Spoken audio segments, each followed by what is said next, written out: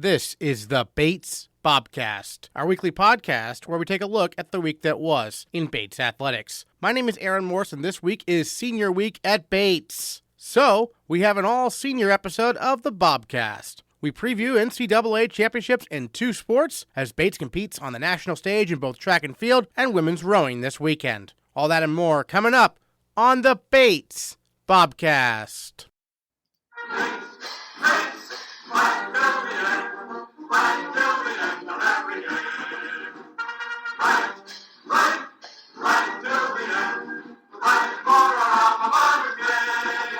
It's time to preview the NCAA Women's Rowing Championships, set for this Friday and Saturday at Nathan Benderson Park in Sarasota, Florida. Senior captain Lily Kender joins the Bobcast to give us the inside scoop as Bates goes for its 5th straight national title. Well, Lily, it's finally here. NCAA Championships, Memorial Day weekend coming up here in Sarasota, Florida. First of all, we're talking on a Monday.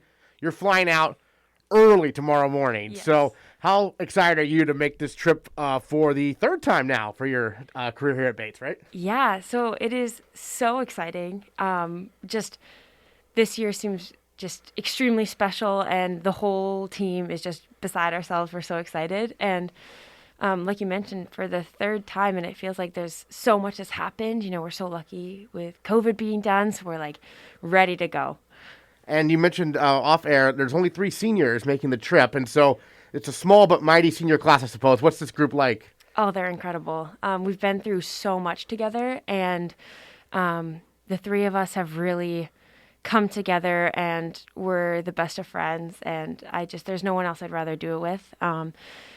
Fia and Kate are both just such incredible people, and one thing that is for sure is that they have dedicated so much to this team and are just, their heart is just in it, and I can't wait to travel with them. Yeah, and you mentioned Kate. She's one of the captains, actually, so what's her leadership like? Yeah, Kate is incredible. Being a co-captain with her was such an honor. She is just there for the team at every moment. She does also so many logistical things that kind of even go over my head a lot of the time, and she's just knows what everybody's doing, knows how everybody is doing, and is just there for everybody at all times. And so also to just have her coming down to Florida as well is just, I couldn't be more excited. Terrific. And then let's go back to NIRCs real quick, because I thought the first Varsity 8 Grand Final was interesting in that Ithaca College, we knew they were good. They were good last year, but they just jumped out to a lead and did not relinquish it the entire time. I mean, you were opposite side of the river from them, but what was that race like from your perspective? Yeah, so that was so pretty fun race, actually, to have. And it's pretty cool to have other crews just right there with us. Kind of, we're battling it out all the way through. So it's going to be really fun in Florida to really battle it out with them. And they're amazing crews as well. Ithaca was fun to race because we hadn't seen them. You know, we battled with Wellesley, and then Ithaca, like you said, kind of came out there. But from a rower's perspective, our coxswain did a really good job kind of telling us, you know, where we were in comparison to them. And all the way down to line, Lucy Del Cole was really telling us, these 2 crews are going for it. We got to go with them.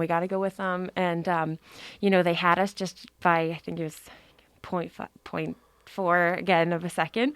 But I think we're going to be ready to try to get our bow ball ahead this weekend. Well, yeah, I mean, the strategy for Bates typically is let the other teams kind of set the pace and you match them sort of in the early part of the race and then make your move for more mid to late race. So, I mean, when a team sprints out like that, what is that like? I mean, yeah, so we're really, it is pretty cool how, you know, if a team does kind of go really quick off the line, we have been really well trained to kind of not panic in situations like that. And I think what's really amazing about this crew that we have is we've had a lot of young, new people. And I think that in rowing, a lot of it is mental and a lot of it is staying calm and also confident. So if you do see kind of from a rower's perspective, if you're kind of on the start line and it's pretty hectic and people are saying a lot of things and all these boats start just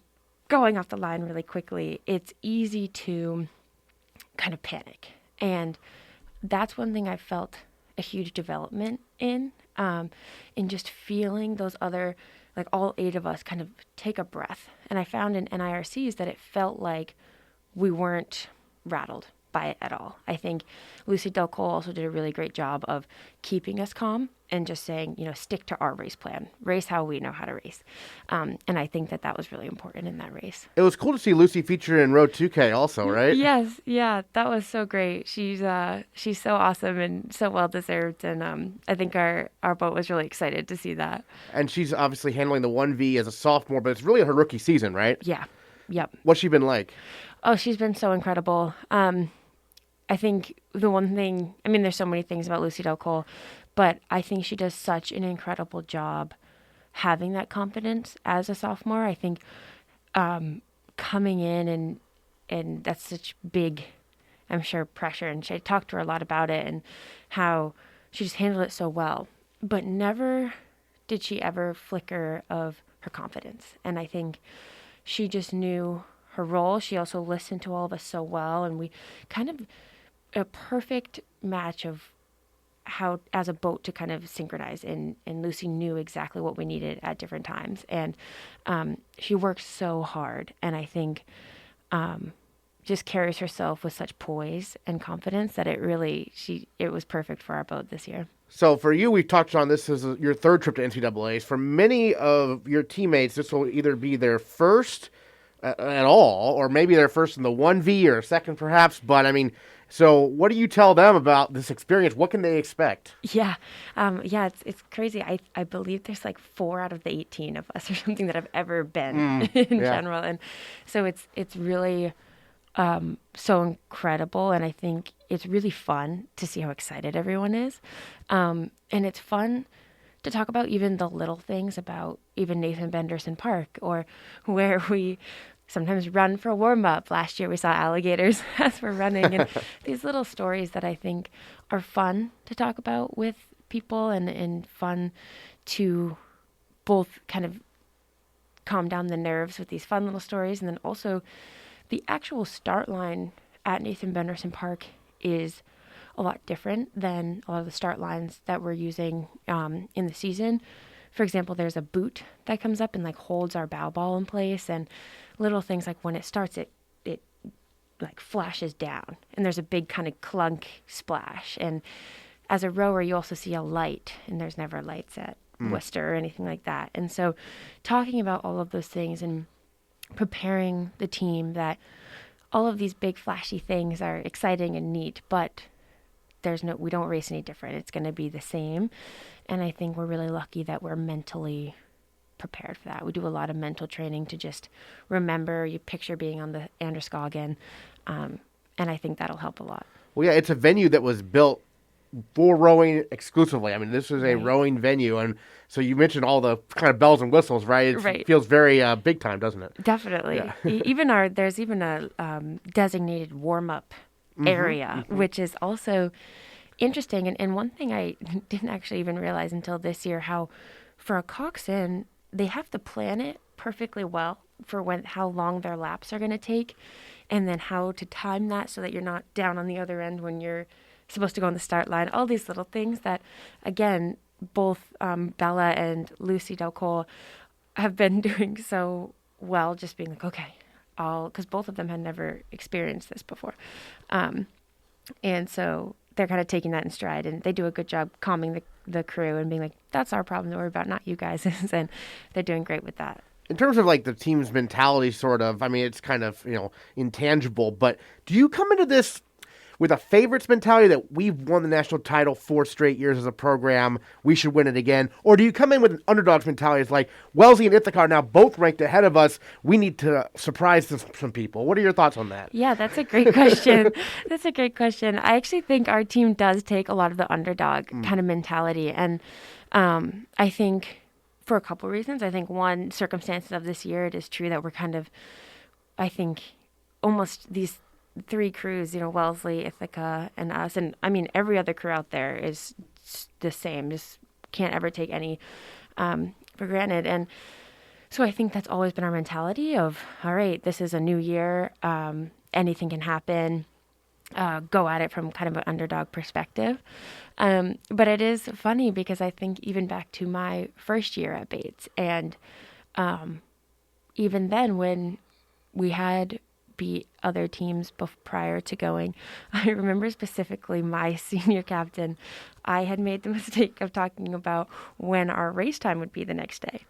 And I think I referred to the final race, and she said to me, right, you can never say that. So I feel very lucky that we're part of a team that is very, never assumes, always kind of keeps that humble, like low profile of every year is a new year. We got to fight for it and we got to earn it every year. Yeah, focus on the heat. Don't think grand final already, right? Yes, exactly.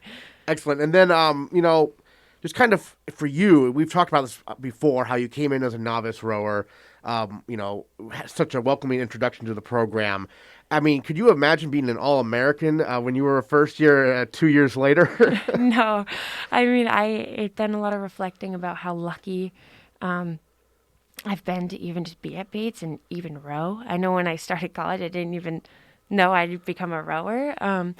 But it just makes me reflect so much on the program and how Coach is just so incredible in teaching people how to row. I mean, he's so skilled technically, but also just so welcoming. And so many people are just start this, and to have a program that allows that is just incredible. But then also to just have so many incredible teammates that also just welcome you. And I remember my first year here, having Sophie Claus and Claudia Glickman also be walk-ons as captains was so welcoming. And I was like, okay, they can do it. Maybe I can do it. And from them to people all throughout the years, I definitely could never have done it without them and the support of the program. So I'm so fortunate, so lucky to be at Bates and to have chosen Bates. Great. Well, we'll be covering the NCAAs on GoBatesBobcats.com. We'll Go Bates Bobcats Instagram. I'll be down there this weekend. Lily, thanks so much for joining us on the Bobcast. Really appreciate it. Thank you so much. While our women's rowers are in Florida this weekend, a pair of Bobcat track and field athletes head to Geneva, Ohio for the NCAA Championships. Junior men's thrower Liam Byrne will compete in the discus on Thursday and the hammer on Saturday. Meanwhile, women's senior captain Elise Lambert looks to cap off her career in style in the 800 meters, with prelims on Friday and finals on Saturday. She joins the Bobcast to preview her final meet as a Bobcat. Well, Elise, 800 meters again for you, this time outdoors, coming up this weekend. And first of all, the outdoor season for you, I know you've battled back from some setbacks in April, and it sounds like you had a pretty good last qualifying meet, though, it looked like, right? Yeah, I mean, this season's definitely been a ride. It started out a little bit rough, still coming off of indoor season, being, a little bit burnt out from that, and then got hit with COVID and the flu, which is, enough to knock me out for a couple of weeks. And so I've just sort of been trying to build back the last couple of weeks, and just being really happy, at least with seeing my times drop, even though they're not as great as they were last year. It's at least nice to see some progress, just sort of building back up and looking forward. Oh, simultaneous? COVID? No, okay. COVID first, and then 2 days later, the flu. Oh my God. So I was, trapped in my room for a cool 2 weeks, but, somehow made it out. So after those 2 weeks away, what was the first process like to get back to competition, level? Yeah, I mean, luckily with COVID, I was authorized to go on runs on my own. And so I didn't really have symptoms during COVID, so I was able to train on my own the whole time. And it ended up being the only way I really could get out of my room. So I was doing a lot of long runs just to sort of deal with being trapped inside all day.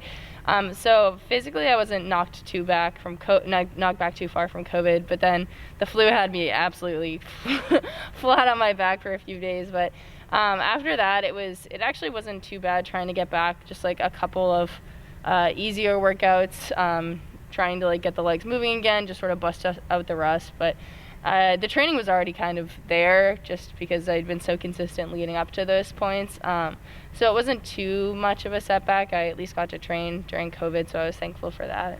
Great. And then you're going to Geneva, Ohio. Have you been to this track before? I have not. I've been to Ohio once for a cross-country race sophomore year, but I've never been to Geneva. Not sure what's there, but I guess we'll find out. Right. And then obviously, you're representing the women's team there, and then we have Liam Byrne representing the men's team. In terms of that, this is similar almost to last year when it was you and John Rex, right? Yeah, definitely. It was great to go with Johnny last year. He was my biggest supporter throughout the entire competition. So yeah, it's exciting to be able to go with somebody again this year.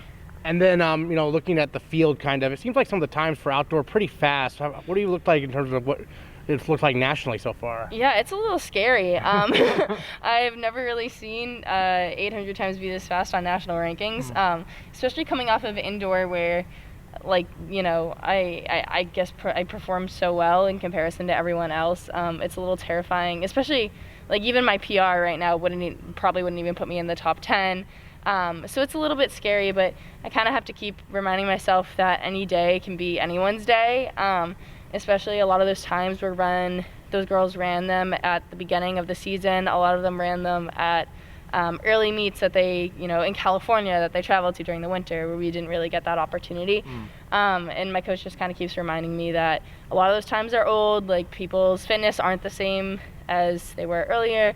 And just sort of, I'm just trying to keep within myself and just remind myself that this is, my last shot. This is, it's probably not the end of competing for me, but it's the end of my college career. So just telling myself that, it's going to be just me and whatever I can do that day, because any given day can be anyone's. So looking forward to sort of seeing how that pans out, especially given the fact that it's going to be in Ohio, and my coach also reminded me that it's going to be like New England weather. So those girls who are running fast times when it's 85 degrees out, it may not show up when it's, 60 degrees and rainy or something like that. So just starting to keep a positive outlook on it despite the really scary competition that may be coming my way. Interesting. So it sounds like it might be anyone's race if some of the weather factors level things out, right?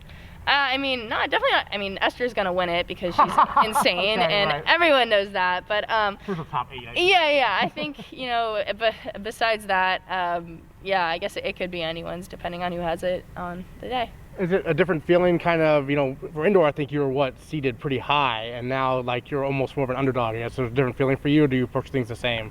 Yeah, I definitely would say I have a little bit less confidence going into indoor, and even last year I came in seated 4th, and indoor I was 7th, and just kind of being seated already in a place to get All-American, it was kind of we planned to have the final. I kind of had that in the back of my head that here's what I need to do to just finish in the top 2 in the preliminaries, and so this time I feel definitely a lot less confident in my ability to make the final. I'm definitely more nervous going into it, and then also just sort of given the timing of everything, it's just a really stressful time to be a senior right now. But I don't mind being an underdog. I can't say I'm exactly.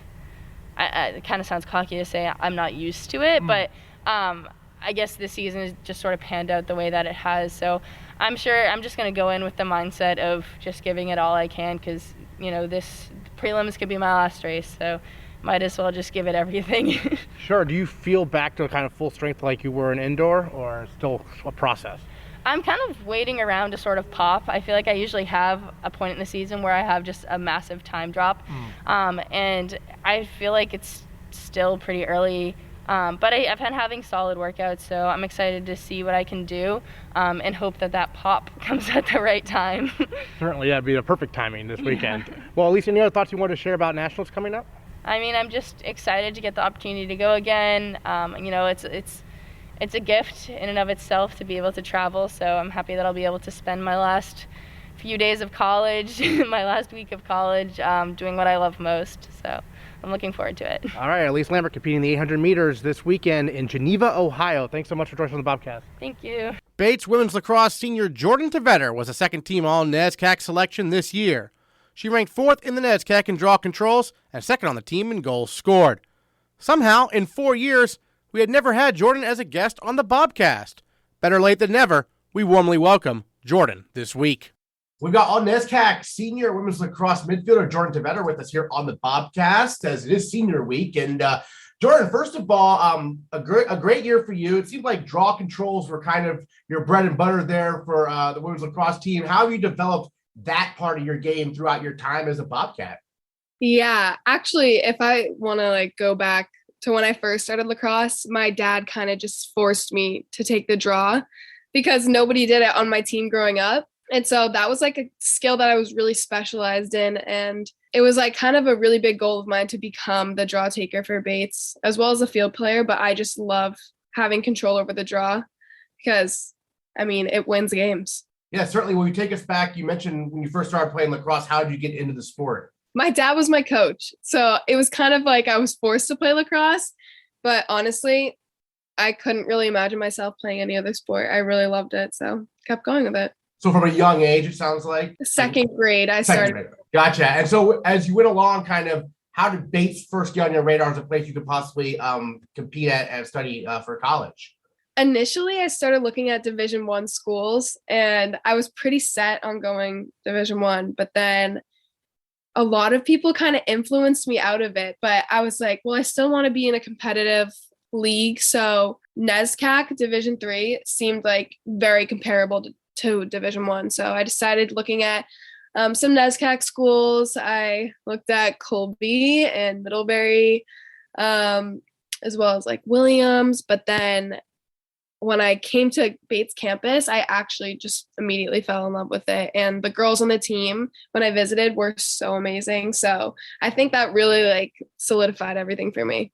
Terrific. And then obviously you had a new head coach this year, Renee Olson. Tell us a little bit about her. And for you as a senior, what was that transition like to have a new coach for your final year? Yeah. So I remember I was like kind of one of the players that was deciding like what we want in a coach, along with some other teammates of mine. And when we talked to Renee in the interview, it was like immediate. Everybody knew that we wanted her. Like she was everything we were looking for. She was super, she was intense, but she was also like, just like a very cool person that we felt like we could get along with a lot. And I think that really translated well throughout the season. She still kept her intense energy, but also like, I felt like we could go to her for a lot of things. And she was a really great coach. So as a senior, that must give you some good optimism for the future for the program, right? Yeah, I think the way we connected this year was different from any other year, on and off the field. We had some like amazing defensive formations that were not going to be possible without her. I feel like we just clicked so well. And she also like allowed us to bond really easily. She was really supportive of that. So we mentioned your success on draw patrols this year, but you also scored a bunch of goals. You and your fellow senior Dana Swartz were piling up the goals this year. What was that dynamic like? She was more attack, you were more midfield, but how did that dynamic work? Yeah, that was actually probably like the best motivation that I had was Dana would score and then I would score and we would just ride off of each other like that, like every single game. And like, we would hype each other up, be like, okay, well, you have to score this one. You have to score this one. And it was like, honestly, if Dana wasn't there giving me that motivation sometimes, then I would have fallen through the cracks. But it was really fun having another senior that was as competitive as me and like put up as many points. I mean, more points for goals, but yeah, she's awesome. Right. And then for you, what did it mean to be honored with an all-NESCAC spot this season? Honestly, when I got the notification, when I got like the email, I was super surprised. I was like, well, I tried my best. And honestly, at the beginning of the season, I was like, I want to be an all-NESCAC player. But I didn't know like what the results were because I didn't really keep up with that kind of stuff. I don't know how to like navigate that. And then when I got the news, I was like, oh my God, I'm honored. Like, this is a really cool title to have. Excellent. And then from a team perspective, obviously, one of the big highlights this year was beating Hamilton when Hamilton was ranked, I think, 12th in the country at the time. Take us through that game because it was a last-second stand, I know, at the end on defense for the Bobcats. But take us through how you were able to get that victory. That game, we came out and we were all in the locker room. We were all so amped up and like ready to go. And we did our hair like all crazy to like in support of cancer awareness. And we were just like ready to rock and roll after that. Like everybody was so hyped up and we looked like completely, we looked so silly, but like it brought a certain energy that we hadn't really had before, I feel like. And so the whole game, we were just motivating each other. At halftime, we were like 0-0. We're going to come out just like we did in the first half. And then Emily Muller at the end really pulled together and did that save for us. So yeah, that game all around was extremely fun to watch. Great. And then as a senior, you're one of 4 seniors this year for the women's lacrosse team. Obviously, it's been an interesting time for you. 2 years very much abbreviated because of COVID. How do you kind of keep the team, you 4 seniors work together to keep the team going in the right direction despite very limited action in the past, previous 2 years before this one?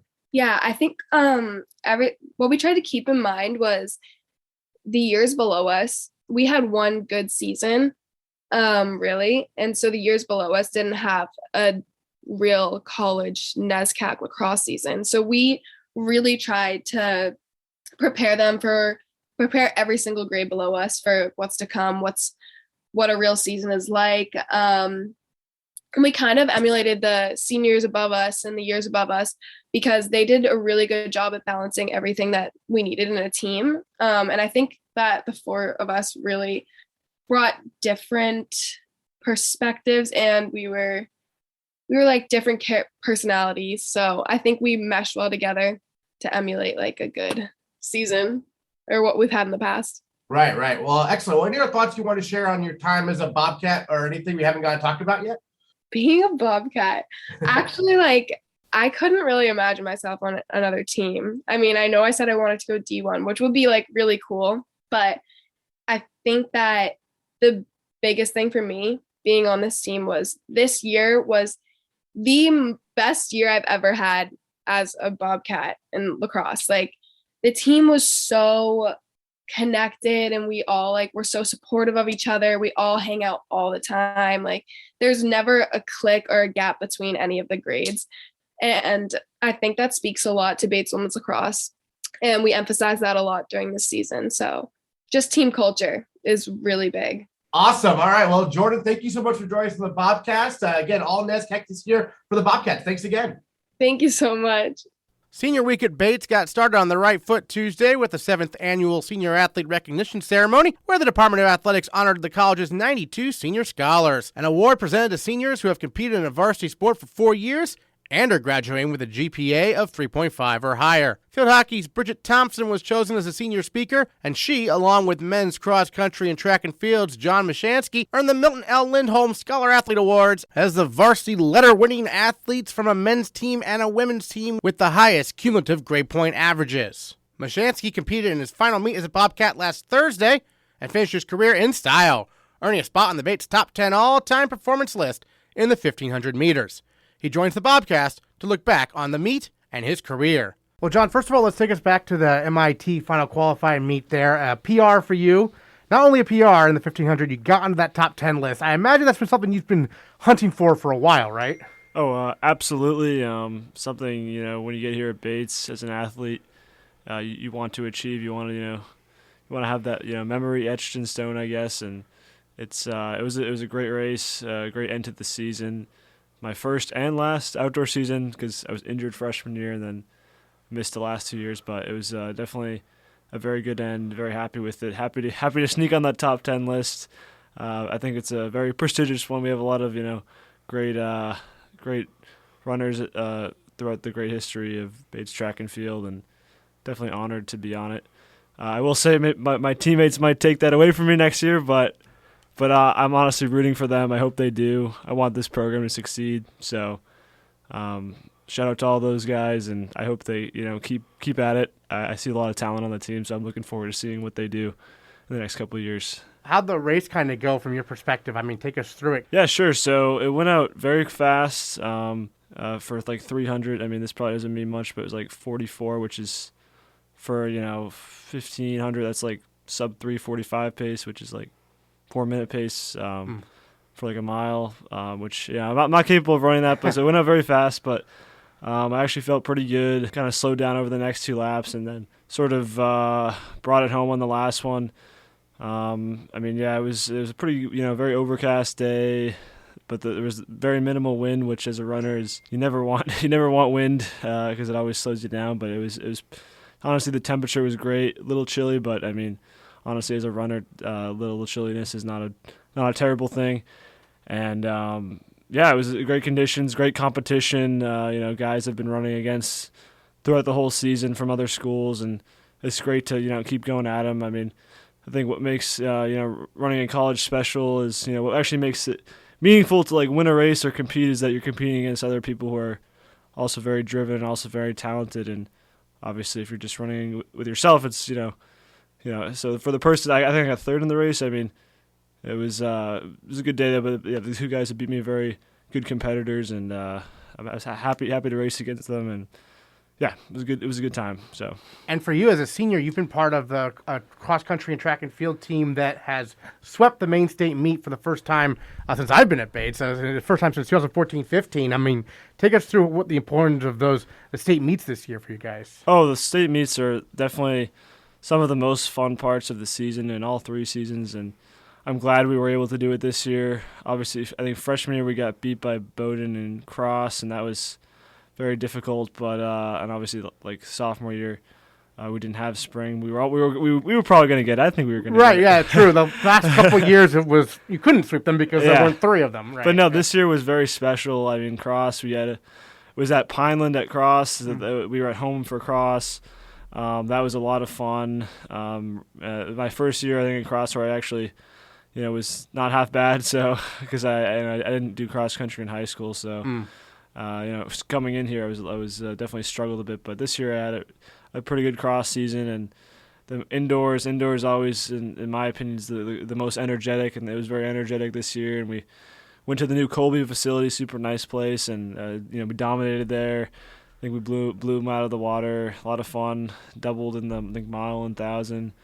Got me defended my 1,000-meter state title. There you go. Even though it's kind of an odd event, but I'll take it. It's a fun event, and one of the freshmen had a nice little race with him there, and then this outdoor we were at Bates again on the Russell Street track. The last time that track I think was used before they've replacing it. That's right. Yeah. Yeah. So it was good to race on that. I think it was actually my first time racing on there, and again my last, but. But it was a good time. No, it was a lot of fun. I love this team. I love everybody on it. So it's always fun to compete with people and hype each other up and see everybody else succeed. So yeah. We mentioned cross country. You got to go to nationals this year. How was that experience? Oh, that was a lot of fun. I mean, it's definitely a special experience to be able to go to nationals because it's not something that's guaranteed. You actually have to fight for it. And I think this year was definitely extra special because we had a lot of injuries, a lot of people who had some unfortunate sicknesses, injuries towards the end of the season. So a lot of our lower guys had to step up to the plate. And again, I was someone who I was actually scoring this year. Normally, I was not expecting to be scoring going into this year. I was sort of like, I'm gonna try to do whatever I can, but sort of surprised myself and stepped into it and stepped up to the plate and had a good time. And we fought at NESCACs.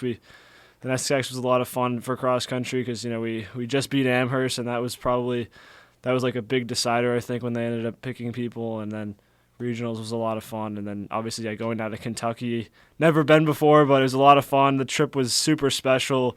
Again, I love those 7 guys that we went with, and I mean, it was just an amazing time. The whole experience, just the course was great. The conditions were great on the day. It was a fast day, a great course, and we got to go to the Churchill Downs. Bet on some horse races, which was fun. So, I mean, it was a great time, and definitely a memory I will cherish forever. So. And one thing that we just announced today is that you are one of our 2 Lindholm Scholar-Athlete Award winners. That means the highest GPA on a men's team and highest GPA on a women's team. Obviously for John, for one of the men's teams with cross country and track and field. But not only that, highest GPA, 4.0. You got all A's at Bates in 4 years. How did you pull this off?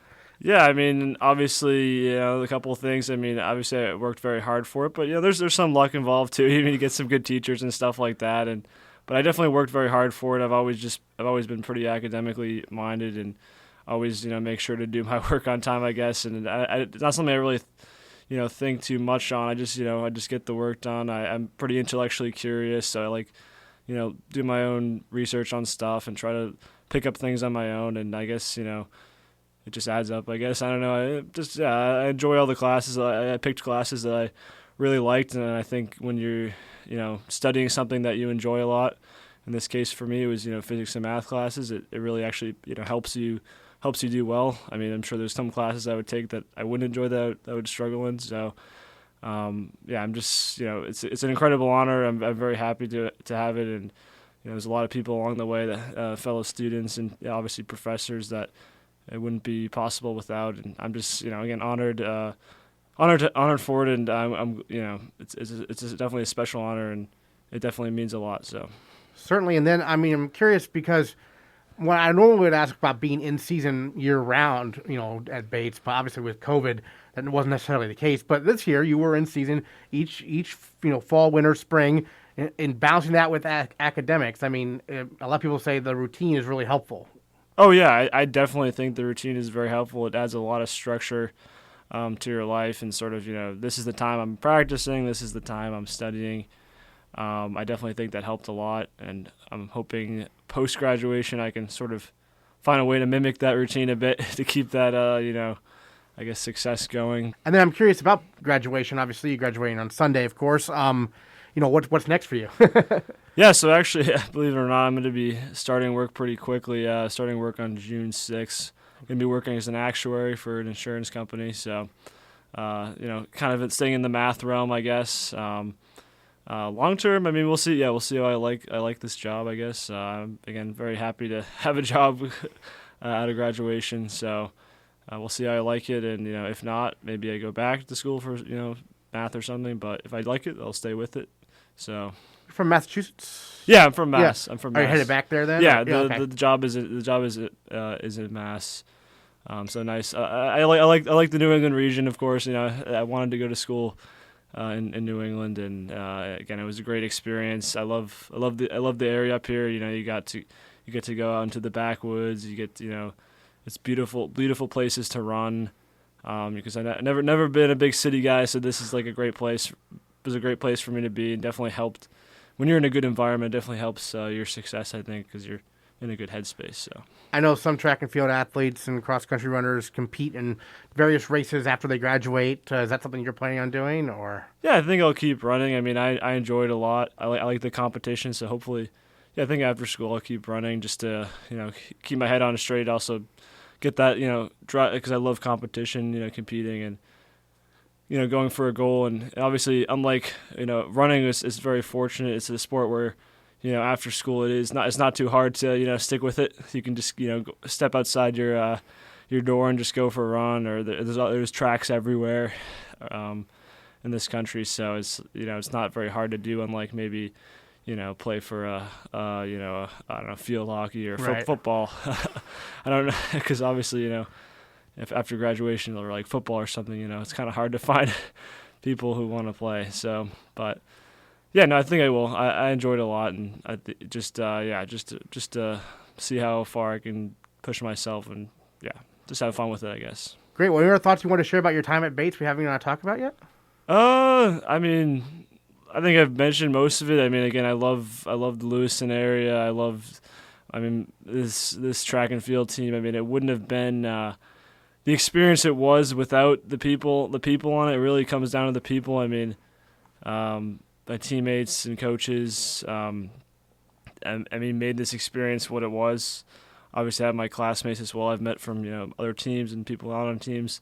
Those people mean a lot. But the closest group I've been the track and field team, and I can't say it enough that it is like a big family, and these are the people you're closest to. And I've left with connections for life. These people will be friends for life, and I think that's what a lot of college is about.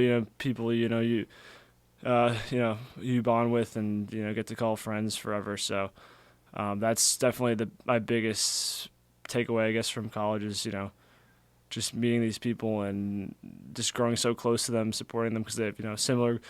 Obviously, also competing on the track team, they wanted to do it in college. So they have similar interests, and you just bond a lot over that and supporting them and.